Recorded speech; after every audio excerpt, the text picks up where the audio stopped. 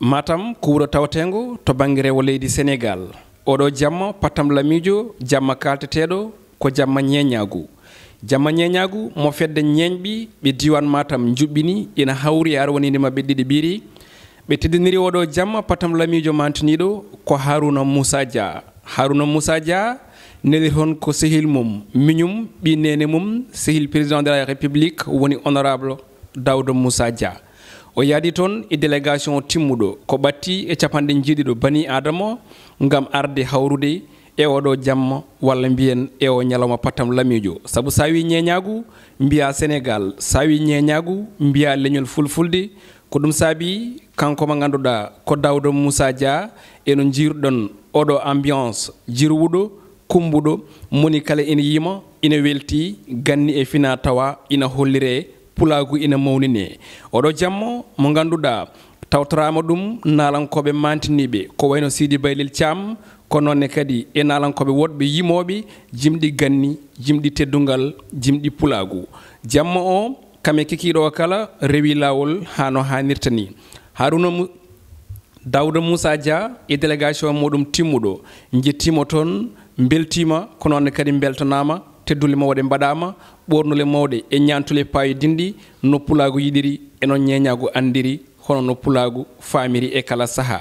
jamma ñeñagu ko toon to Matam ɗum ɗon wonno jamma belɗo jaaduɗo e jamanu.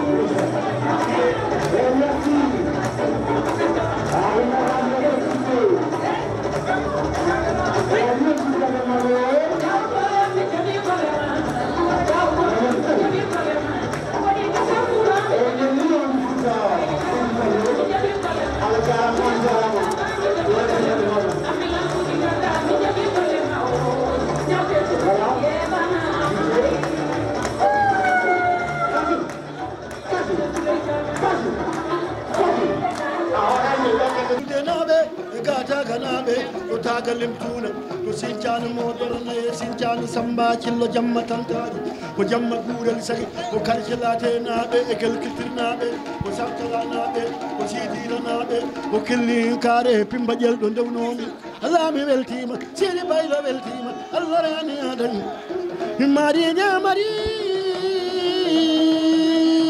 marije nahimo habbari dam jalma kayo calo bacca nayi ko maraja Dawra anjama huttahi Allah mi weltima ko mawɗo jawjawɓe kayda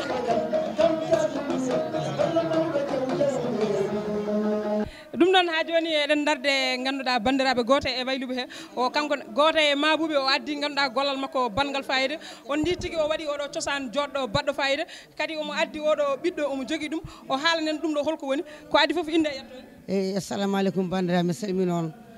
inde moon e jettode moon réseau Matam ñeñagu min mbiyeten ko Dieynaba Fala Keneme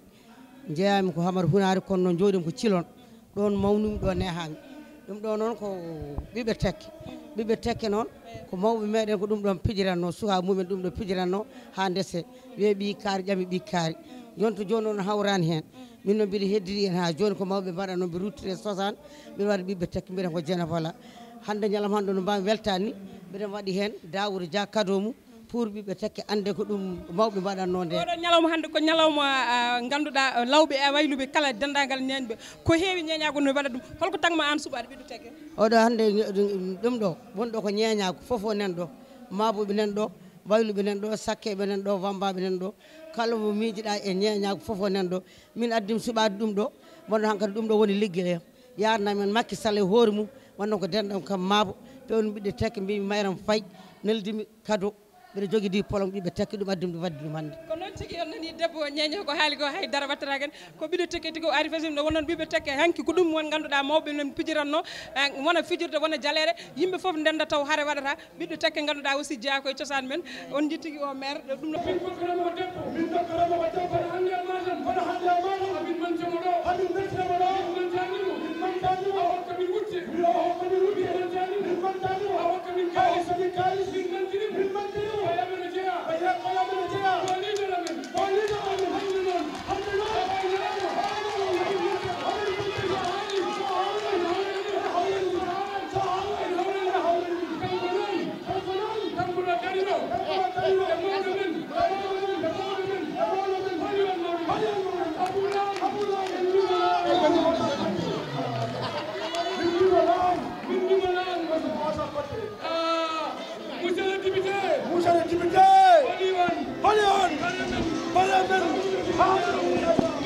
ko wiide bandiraɓe e sehilaɓe ko du 27 28 et 29 dont le parrain wona hay goto goɗɗo ko notre grand opérateur économique woni Harouna Dia e nder mum noon il est représenté aujourd'hui messieurs dames par son frère monsieur l'honorable député monsieur le premier questeur à l'Assemblée nationale garɗo avec une délégation de plus de 70 personnes mboɗi onon ɓe fof dokkane hammo kelle dow donc tout de suite sans plus tarder donc messieurs dames himɓe ɓe dokkata konngol ko hono président Fedde nde woni monsieur Elage Mbow ko kanko jogori idade hebde konngol dokkane hammo kelle. Assalamu aleykum honorable député maire questeur à l'Assemblée nationale monsieur Daouda Dia min salminima amin mbiya on ɗo bisimilla mon e Matam bisimilla mon e inde député maire de Matam Mamadou Mori Diaw omo wi on bisimilla mon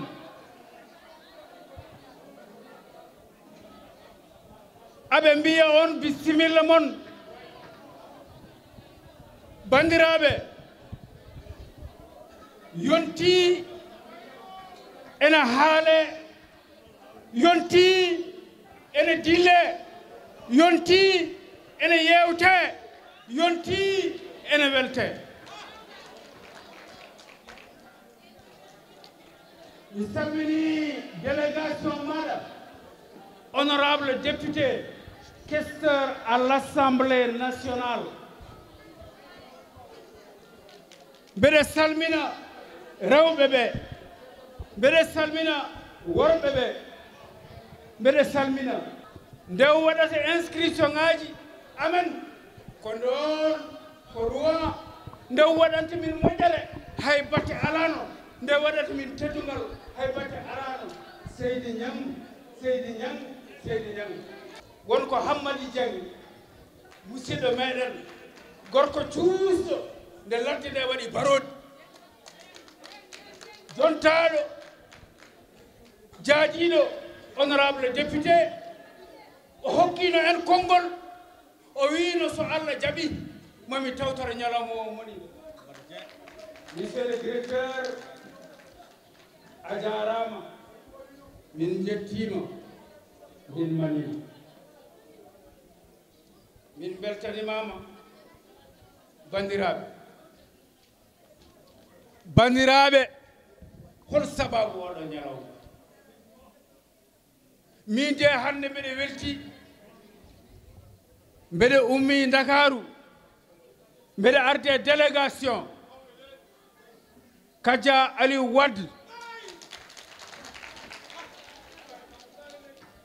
Fati Talla Samba Sow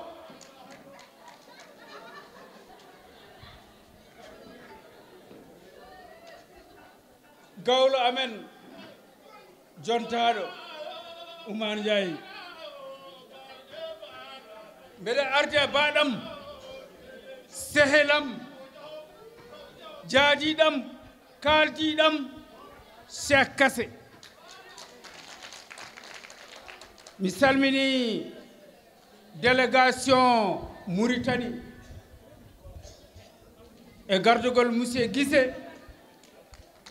mi salminimo noon mbeɗa waɗinimo ko wolofen mbiya beral loxo par ce que ko esam mi salminima bisimilla ma on hono mo mbanduɗen paare on Harouna Dia o dañani arde kono o ari o nuli miñiɗo Daouda Dia ari ɗo henna notade noddandu Fedde ñeñɓe région de Matam o ari omo addi 5 millions francs CFA o wi ko ɓe mbaɗi ɗum najum eyyi ɗum noon Allah jarama on jarama monsieur boɗol makama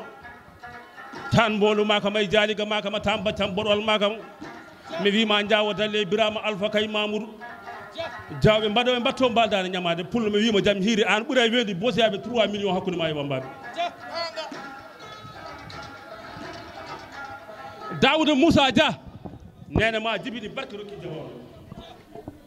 Daouda Moussa Dia nene ma jibini barke hokki leñol Daouda Moussa nene ma jibini barke rokki fuutankoɓe pulloy kellu kalaje pulloy ndigu jamma ɓuɓiri wulaɓe nangue jangaɓe bañan dona bañan sonde wuuda nane lekki ɓuuɓo jooɗe ɓuɓiri wulaɓe nangue jangaɓe dimmomo yahata goto ñamata goto haɗani ɗo wani bonnani jikki ñamaka laaɓe Allah ñagroɓe mi wimo noon so kosam endu yummiraɗo ne yeyrno ɗo damar galle bamaɗo watte ko rang galle yawur tani ilo yalade jaaje jofo sadiki sangno ɓoɗol makama njalla ya wuur pullo hammadi jamme gueto maare njalla ya wuur pullo waɗɗo bondu men kolo tello nangue nangue bañan dono bañan sonde wuuɗa nane lekki bubo jooɗe dawuɗo jawatanɗe Birama Alpha Kay Mamoudou Sow wuura guelajo jawo bonnani tigui jawo bonnani woynani voilà merci mi salmini on moni kala indi mum e yettode mum amin calmina bismiɗo men ɗo taw to bange koddigal ngal sehilam musidɗam mawnam kono kadi collègue am monsieur le maire député à l'Assemblée nationale Mamadou Mori Diaw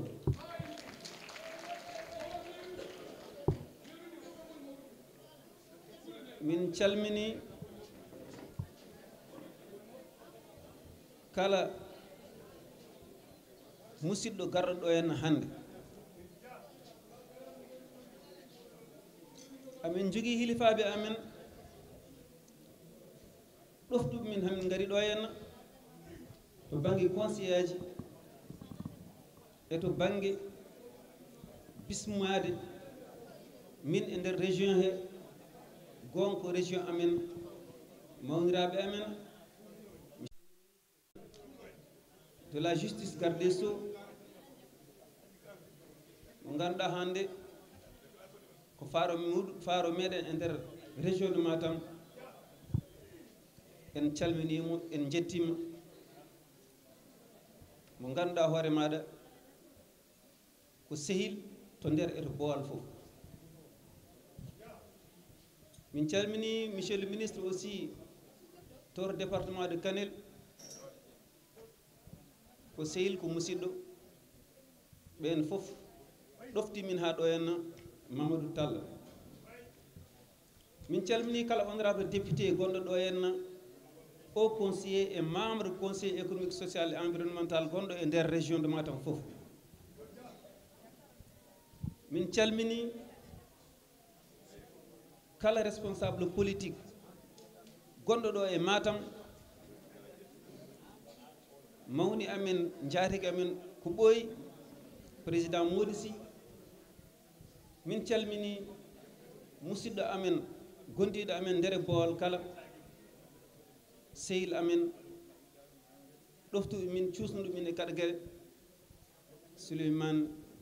Barka Ba min calmini hilifaɓe amen mawɓe ɓe ganduɗa ko less goni kono amin juuɓi duwuji muɗumen e conseil ji muɗumen hono Baba Abdourahmane Touré min calmini kala mo ganduɗa ene ɗe région de Matam he eɗen parnori ɗum eɗen jetta ɗum saabu golle mum an mbiyaɓe kamɓe fof hay goto hen min jejjitani limɗu noon ene wawi jumde kono hay momi haalani gande mi bismima ɗum mi yetti ɗum mi jaari ɗum e darde muɗum e nder région de Matam fof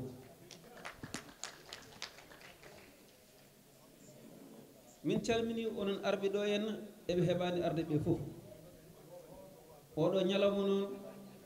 ko ñalawma ñantugal ko ñalawma yontaɓe ko ñalawma rimɓe ñalawma ñeeñɓe Fouta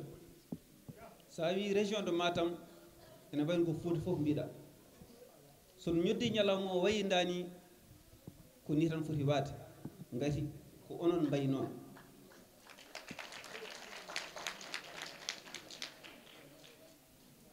joni e haalɓe ɓe mbiɗa setto hen ɓe ganduɗa ɓeɗo won koni hakkude ɓe muɗumen guila ñalawma o arani ko musiɗagal e cehilagal e kala ko jiiɗa ene yonna woni mawnam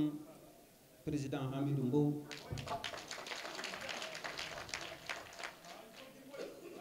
ko neɗɗo jiɗɗomi balluɗomi nder Bawol fof monsieur Mbow a jarama mbiɗa salmina sehilam mo ganduɗa hoore maɗa kañum suuɓi kam gila wona hande gila mi anda ɗum kono andiri kam e nder politique mbiɗa yaha e nder région de Matam kañum yiyanimi taw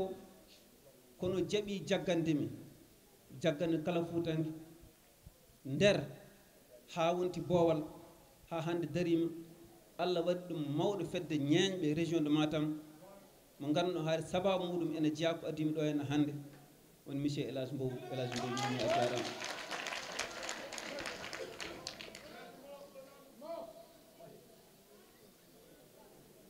ngal ɗo fayidagal nane nde président Mbow haalata nde wonko haari kono haala ka so tawi tan ko ɗon kaɗɗa cikkata tan ko ñantugal kono min mbiɗa yiɗi jubbude ha ɓuura woɗɗude e nder haala he Hamidou Mbow haalano joni o haali haala nafoore ñeeñe so tawi no waɗɓe ɓe hande ko aɓe ɗo gonno enen fof mbaɗano ɗemɓe ko décoré holko tagi e holno ɓe miijori golle baɗe noon yuɓɓude ha ko mbiten ñeeñɓe ko mbawi darade mbawi wonde ñeeñɓe taw gonen ñeeñɓe ko ñeeñɓe leñol fof holko mawɓe meɗen ɓeɗon mbanno yimɓe so goni e société alay saago dilla alay saago guura alay saago ñaama alay saago mbaɗa déplacé ko kamɓe mawɓe joom haqqillaji ɓe ko kamɓe miiji ɓe mbi peccen gueɗe ɗe moni kala heeɓa gueɗal muɗum taw gueɗal ngal heɓata ngal ko enen fof naftorto ko ɗum addi ko jiiton pecce ɗe leñol no yango ɓuri tengtude hen noon mbiɗa waɗa on félicité ko onon ñeeñ hayso hay goto woppaka kono won gueɗal ngal joguiɗon te gueɗal ngal ko ngal timmugal ko ngal jongal ko ngal jonngal o haali joni o wi neɗɗo nde tinni neɗɗo woni neɗɗo nde ma waɗa comci effectivement o haali ko mabuɓe kettina e ngal ɗon damal yo mabuɓe worɓe yo cañan yimɓe ɓornane yimɓe comci ɗi ganduɗa hoore maɗa ɓawdi kamumen tini kay hankkadi gonti yimɓe kono mabuɓe worɓe nde mbaɗi comci nde mabuɓe rewɓe keeɗani caggal ɓenene mbawata wiide on tan to banggue amen de min joguimen belemma mawɗo mawɗo mawɗo arde hawre e oɗo ñalawma hayso min gonno ko caggal leydi ene jarani min arde hawre e oɗo ñalawma min noon e délégation mo gardumi o foof e nelɗumino mawnon mo ganduɗon monsieur Harouna Dia mo ganduɗa gueɗe mum foof ko jingol jingande leñol ala ko yiɗi so wona ko leñol ngol yiɗi ɓamtare leñol ngol hay politique mo naati o wona politique tan mais ko politique pour ɓamtude leñol Allah hokkumi hen woni Allah hokkumi hen woni hokkoren enen fof woni hande eɗen parnori ɗum en nimsani omo salmina on omo jaaro on e ko ƴettuɗomo kon mbaɗɗomo parrain ko kanko noon wona ɗo tan fuɗɗi kalde pulaar walla pulaagu walla leñol ngol darino o addi ballal makko ɗum noon mbiɗam Harouna kankone en tant que député et maire e nder région de Matam o walli ko mino o walli ko hono amen amin mbiyamo kankone o jarama ñalawma o noon waɗi wune o yooɗi kadi yimɓe jooɗiɓe ɗo henne ɓe ko yimɓe qualité wona yimɓe hokkaɓe yo ngar wona yimɓe waɗa mobilisé yo ngar ko par wuro fof addi représentant muɗum firti ko Foire fof nan ɗo en hannde firti ko région de Matam fof nan ɗo en ɗum noon min mbi on min beltima min mbaɗi on félicité min e ɓe gardum ɓe fof kono kadi min jejjitani ummiɓe ha caggal leydi ko wano mawɗo Fedde Neenbe international amin mbiyam kankone ballal makko yettima min jaarimomo min jettimo min jetti kala responsable politique mo mbinoy mo kalimi mo haalani foof min jetti kala ñeeño dariɗo addi gueɗal muɗum e nder ɓamtare Fouta ha hande ko hen gonɗon minen to banggue amen mamin daro kala komin mbawi e komin mbawa fof mamin gueto pour wallude on ha ko jiɗɗon ko keɓa ɗum mi salmini on mi jaari on assalamu aleykum wa rahmatullah